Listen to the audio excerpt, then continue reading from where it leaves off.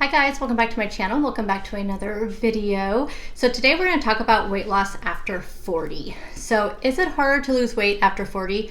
Yes, and here's why. I came across an article in a magazine and it was talking about struggling with weight loss after the age of 40, 45, 50. So it's kind of going through all the different age groups. And there is a reason why. Now, it'll probably come to no surprise to most of you that the number one reason is hormones. After the age of 40, as we approach perimenopause and menopause, it's natural for hormones to fluctuate. And this fluctuation in hormones encourages extra fat storage around our belly. Lucky us. It also causes us to lose lean muscle mass. Now, why does this matter? Well, because lean muscle mass burns more calories than fat. So when we start to lose lean muscle mass, it causes our metabolism to slow down, which means we really have to consume fewer calories to maintain or lose weight. Hormones are also responsible for regulating blood sugar levels. So fluctuations in our hormones will also cause blood sugar, well, it may cause blood sugar to increase.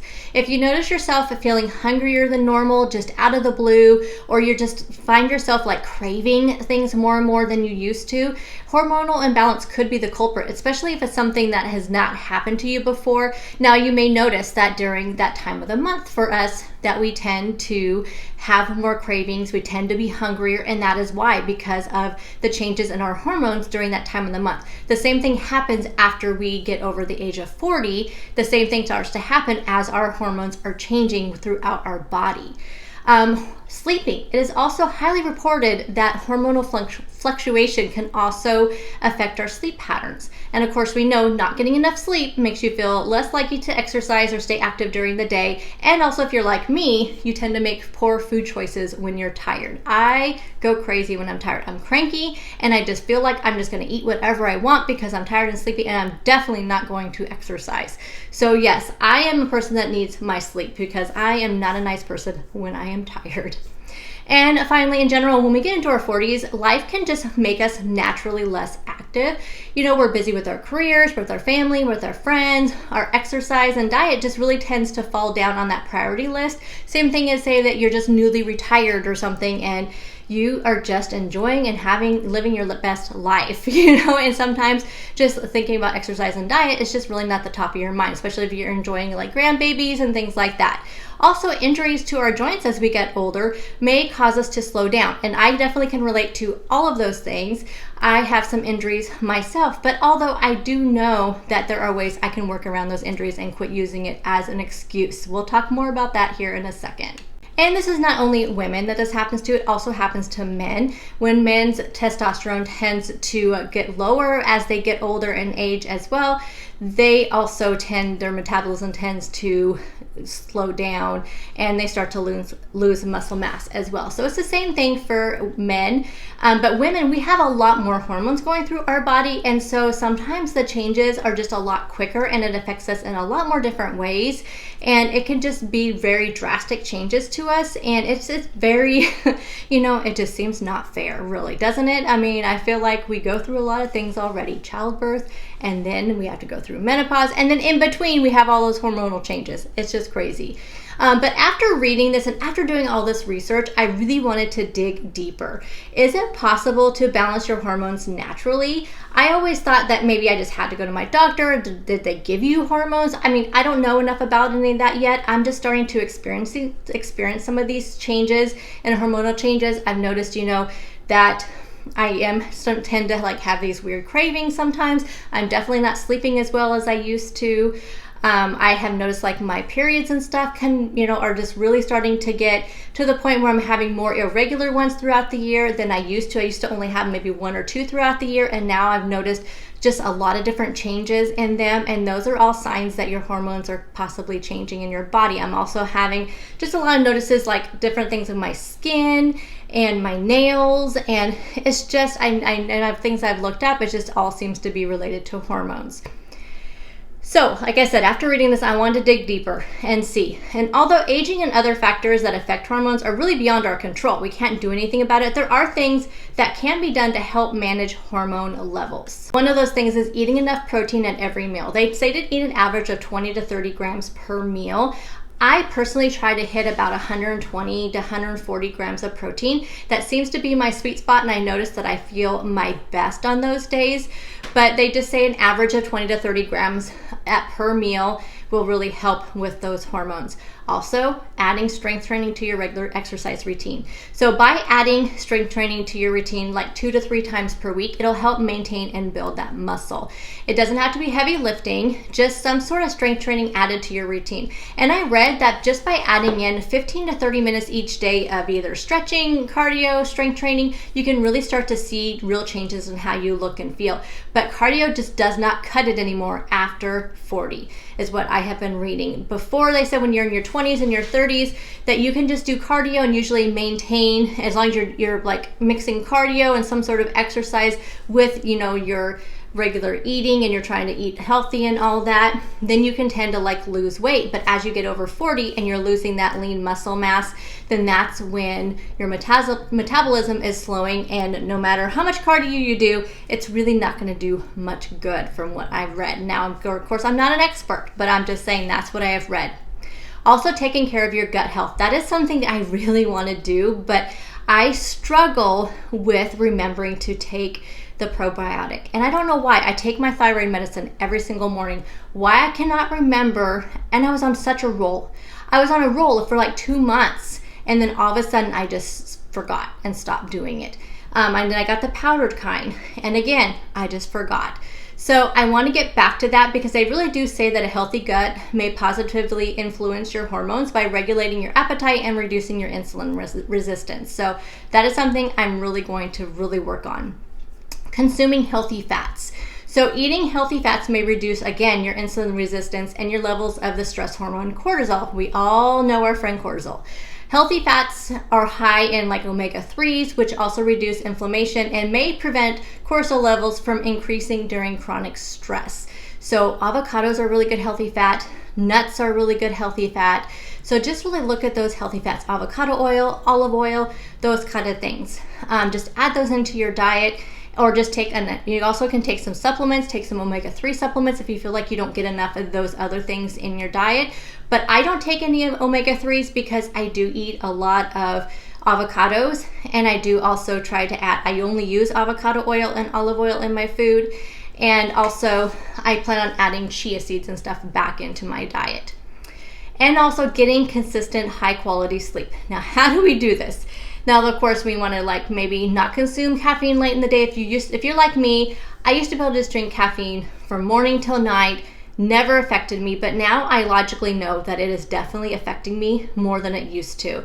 So I have stopped having any caffeine pretty much after, sometimes I'll have like an afternoon like diet soda, or if I didn't have my protein coffee in the morning, I'll have it like in the afternoon around 2 or 3.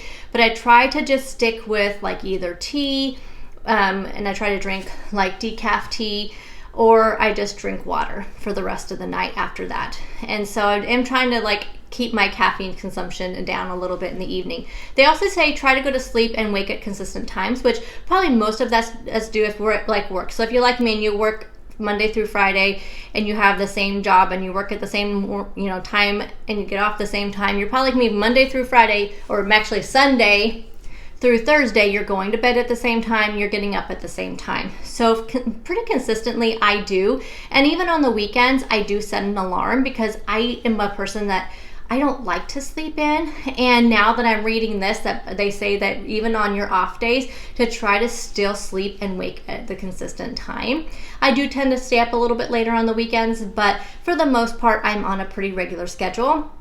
And this is something else that I have also instituted, is trying to clear my mind in the evenings. So I turn off all my TV shows, I turn off like any TikTok, Instagram, that kind of thing, and I try to read when I go to bed.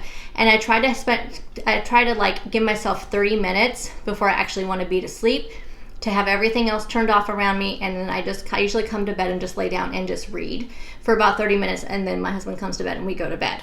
You also could take a hot bath or relaxing shower. Sometimes I take showers in the evening, sometimes in the morning. I've been noticing that when I take them in the evening, I do sleep better, so I think I may start to change that also in my routine, start doing a nightly shower versus a morning shower. And then going into reading my book, and maybe I'll start sleeping a little bit better. But I have noticed that I'm definitely not sleeping as well as I used to. Another tip that I saw was following a high fiber diet. Fiber is so essential to a healthy diet. One of my goals definitely has been for a long time, and I have really kind of let it fall off to the wayside, is increasing my fiber. Fiber is so vital for everyone, but especially for women over 40. And you would be surprised, and also men. Actually, men really need to have fiber as well. And you would be surprised how little fiber you may be getting into your diet each day. I'm pretty sure that I read it was like 35 to 40 grams. I don't know why I said milligrams. Grams a day is what you should be getting in fiber. And I think for men, it's slightly less for some reason. So anyway, I am definitely increasing my fiber. You'll see in my grocery haul tomorrow, you're going to see I am stocking up on the whole grains, and I am definitely going to increase my fiber. The last thing that I saw consistently, I saw it on so many different, I saw it in a couple of magazines that I read, and also on a couple of different like health sites and dietitians, like mainly the things that I research. I go really to like Mayo Clinic, Healthline, I try to go to the really reputable places, and almost all of them talked about following the Mediterranean diet. So they say replacing a diet high in like red meat, processed and refined foods with a Mediterranean style diet rich in whole grains, healthy fats, beans, poultry, and fish may help you manage your estrogen levels.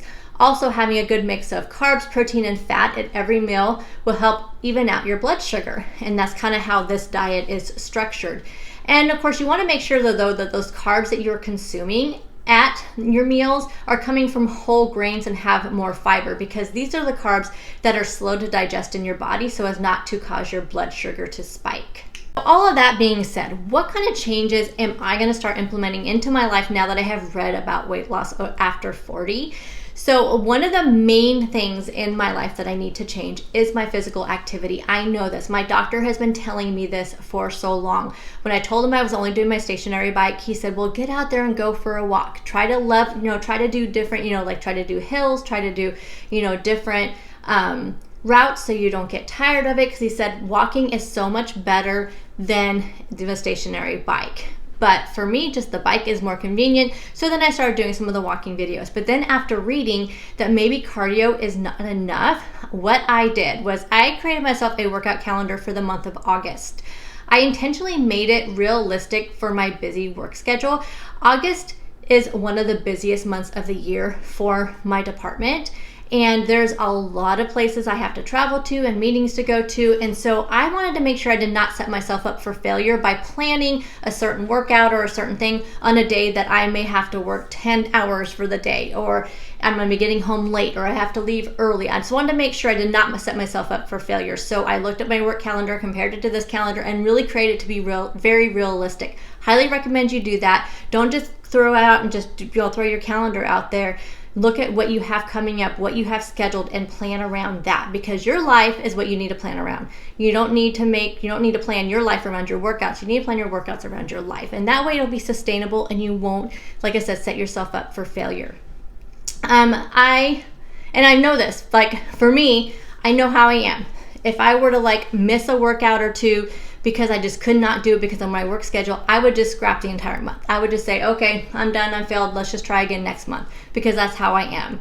But this calendar has a mixture of strength training and cardio. So I have on there leg day. So on leg days, just depends on the workout that I pick. I may add it with a cardio. So I may just go for a walk or ride my bike or do a Leslie walking video. I also have arms. So I have a leg day and arm day. I have an ab day. I have just some different cardio, some full body cardio, full body toning.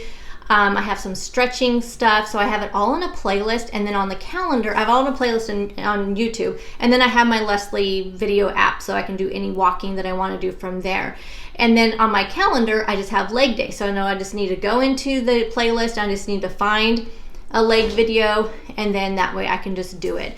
And I want to put next to it like how many minutes I have. So maybe it's a 15-minute leg video in the morning or in the afternoon, whenever I have time to do it, and then maybe another like 30 minutes on my bike. I know for sure I have time in the evenings to usually do 35 to 45 minutes on my bike. It's just getting that strength training in throughout the day is what I really want to make sure that I get in there. So I have all of that on a calendar. I have my playlist done, ready to go for Monday, because Monday is August 1st. So not only is it a Monday, it's also the first of the month, and that motivates me so much to really stick to this and get going on my new routine. As far as my diet, and I don't use the word diet as in saying I am on a diet, because you guys know I am not about that. And plus, the word diet really has been given like a bad rap, because your diet really is just what you eat. It's not like when people say I'm on a diet, it's used wrong, really, in a way. So when I say diet, it's just what I'm saying. This is my way of eating, and this is my lifestyle. And doing this research, again, like I said, many dietitians, health experts really encourage that Mediterranean style of eating for women over 40. So I wanted to look at it and see what it was all about. But what I want to tell you though, make sure when you're researching any like new way of eating, new diets, whatever you want to call it, make sure though that you're looking at it like, what can you stick with? What can you make it sustainable for you and your way of life? Because really the best diet plan for you is the one that you can stick with and can find sustainable for your way of life, because nobody's life is exactly the same life as you have. You may not work, so you may have more time to maybe prep and plan and whatnot. I have one day a week that I can do that. I work outside the home, so I don't have a lot of time to do that. And, we have varying work schedules in my household. So again, I have to do one thing at one time and one thing at another time. So, everybody's life is different. So you need to pick what works for you. So many articles mentioned the Mediterranean style of eating. I wanted to see what it's all about. I've heard about it before, but I always thought it was like this diet of only fish, and I don't eat fish. I don't enjoy fish. Believe me, I try it all the time hoping my taste buds have changed. Nope, they have not. Which it does really encourage eating fish, but it also includes other lean proteins and eggs. And after reading about it, I decided that I'm definitely not adopting the total, I am going to only do this Mediterranean meal plan and this is the only way I'm going to eat. Because for one thing, the meal plans that I saw were really low in protein than what I would like. But I did like the basic principles around it. So it seems like the basic principle around it is you plan your meals around vegetables, fruits, nuts, seeds, beans, potatoes, whole grains, olive oil, lean protein, so poultry and turkey. It didn't mention pork, so I'm guessing pork and bacon was something that it didn't even mention it at all in anything I saw. Eggs, cheese, yogurt. It discourages red meat, sugar beverages, added sugars, processed meat, and processed foods. So again, like I said, I know that bacon's a processed food and a processed meat, but I don't know what happened to pork chops. I have no idea. I do have to admit, so tell me if you would think the same thing that I did. I did have to look up to see if ground turkey or ground chicken was a processed food. It's not, by the way. I did look that up because I didn't know what they did to make it into ground. I didn't know was it just ground up. I know, I feel dumb. After I looked it up, I felt super dumb, but I'm like, okay, but there's articles about it, so obviously other people had the same question, right? Am I completely also going to cut out processed foods? Nope, definitely not. But I am definitely going to try to plan my meals around the whole grains, the veggies, the seeds, and the fruits and things like that. And you're going to see in my grocery haul tomorrow that I bought a lot of those types of things. And I just really want to vary up my food. I want to just really think in more of okay, I want to just base everything around these whole foods. But I want to have everything else still in moderation. So let's go back to processed foods and red meat for a minute. One of the things that I also read in some of these articles was that red meat and processed foods are also two things that are linked to hormonal imbalance. Processed foods specifically can lead to inflammation and stress to your adrenal glands. I had no idea. That's definitely not good for someone like me who I already take medication for thyroid issues.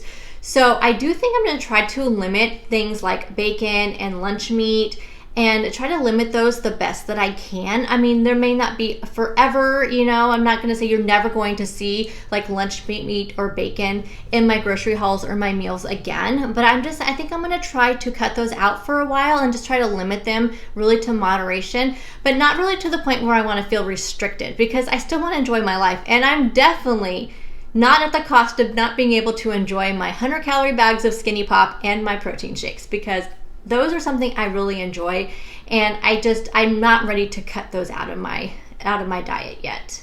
I'm hoping this really helps in movement on the scale and in my overall health. I really think this is also going to maybe help my budget, because one of the things that I really want to stop buying are things like salad dressings. I realized how much money I spend on salad dressings. I have a lot of salad dressings in my refrigerator right now. I mean, those Bolt House salad dressings are almost $4. Actually, at some stores, they're like $4 something a pop. But they're usually, what, $3.80 something, $3.60 something. So about $4 a bottle. And they don't last a whole lot. After you open them, they're not good forever. I mean, it's like you have to be really careful. They do go bad. And so those are so expensive. And I remember back in the day, I used to make all my own salad dressings. I just used oil and vinegar, spices. You can add some mustard in there. You can make I'm going to make a citrus vinaigrette this next week, so you can do something like that. I mean, salad dressings are super easy to make. And then if you want to make them a little bit creamier, you can do, I'm sure that there's recipes out there. So I really think that's one thing I'm going to cut out buying for myself and just start making my own salad dressings. Also those little individual things of yogurt. I realize I'm spending, again, $1. Well, they used to be $1. Like, I remember back when those little individual things of Greek yogurt were $1 or less. And now you're looking at $1.84, $1.64. And I was buying 10 of those a week, you know, because I sometimes eat 1 or 2 a day. And I mean, that really adds up after a while. And especially if you don't go through them all, then you're wasting them. So I'm just going to kind of go back to how I did long time ago, and I would just have just a bowl of just plain yogurt and just make it all fancy with some fruit. And if you like take a little bit of frozen fruit and let it thaw out a little bit, and then it just, you know, all those juices get in there. You can add a little bit of stevia, or I use the stevia erythritol blend sweetener, or you can put some of that in there. Add some granola, which I know, yes, granola's processed. I'm aware of that. So that will be one processed food that I'll also have. Some fruit, some nuts, and also items like the oats, the brown rice, the quinoa, and these other grains that I plan on introducing into my diet again, that those come in such large packages. And I mean, you really get a lot of servings in them. Although this week I did buy some already packaged up like super grains and things like that, because I want to try some different grains. And there's one I got that was like 7 different grains in it. And I'm going to look at the back and see what grains they are. And if I like that, I'm going to see if I can find all of those so I could cook those up and just make my own. Because those little packages are processed, and they do have extra added stuff in there to keep them, preserve them, you know, on the shelf. So, but I just want to know what I like. And if there might be some different things in those that I don't enjoy. So I want to kind of test them out a little bit. And then once I find out what I like, then I can start making them myself and just hopefully find them in my town. That's another thing. I live in such a small area that it's hard to find those types of things, those specialty type foods. I have one store I may be able to get some of those things at. If not, hopefully I can find them on Amazon. I did find wheat berries on Amazon. That's one thing that I used to have in my diet quite a bit, and I want to add those back in again. So you're just going to see a lot more of whole grains and just lean proteins and just really easy, simple, like homemade type meals. I mean, I want to try to cut out as much of the processed type stuff as I can. But like with the beans and stuff, for me, it's just easier to buy canned beans because it's just me. And that's the thing. If I buy the dried beans and I make up a big batch of them, then I have to like freeze them. I mean, it's just which maybe eventually, if I really get into this, maybe eventually I will. But when I do buy canned beans, I just rinse them super well, you know, so then that way it gets all the extra stuff off of them. And I love to toss beans just in a salad, that kind of thing. So yeah, just stay tuned. We're gonna see how this goes. But I hope that this information was helpful to you and kind of gave you a little insight on maybe why as you are approaching 40, you're over 40, and maybe why you have noticed some changes in yourself and why you're not losing weight as quickly as you were before. It's not you, it's the hormones. It is the hormones is what it is. So we just have to make maybe some changes in our lifestyle, and we can do it together. And let me know if you're interested in my list of workouts. I'll see if I can share the playlist. I'm not sure how that works with a private playlist, but I'll see what I can figure out. If you guys are interested in my playlist or my calendar, I'll show you guys my calendar each day in my daily videos. I'll kind of show you my calendar and what workout I did for the day, so you can see those there. And I'll see you guys in the next video. Let me know down in the comment section if you have anything else to share on your experience of being over 40 or approaching 40, or as you hit perimenopause or menopause, like, did you notice these same changes? Were there other changes I didn't mention that maybe people need to be aware of? Let us know, and I'll see you guys in the next one. Bye guys.